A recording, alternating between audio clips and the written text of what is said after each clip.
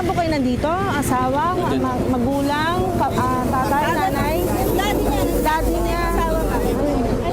Isa na namang aksidente sa motorsiklo ang nirespondihan ng UNTV News and Rescue Team bandang alas 10 noong Martes ng gabi, February 3, nang makatanggap ng tawag ang UNTV News and Rescue Team mula sa isang concerned citizen hinggil sa isang vehicular accident sa Apalit, Pampanga. Sangkot sa aksidente ang isang motorsiklo at H100 van.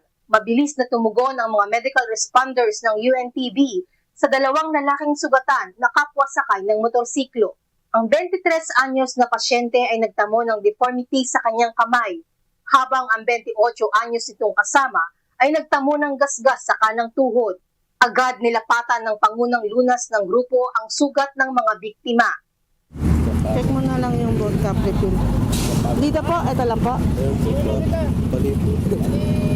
Nagagalaw mo? Nagagalaw niya po? Sige nga po. Ito po, ito. Ito po, nagagalaw? Ito hindi. Ayon naman sa driver ng van, nagulat na lamang siya nang may tumama sa likulang bahagi ng kanyang minamanehong sasakyan. Ako po ay galing na San Fernando. Tapos, wala pa po ako dito sa may Highview. Nagsisignal light na ako ng kakaliwa. Pabagal na lang takbo ko dahil magkagasolina. Pagkukrudo nga po ako. Ngayon, pagdating ko dito, malapit na ako dito. Nagulat na lang ako dahil sa may biglang sumulpot na motorsiklo. Ang bilis. Ngayon, so sobrang bilis niya kasi, inabot yung taillight ko dahil kung ako naman din bibilis ako, babangga ako sa poste.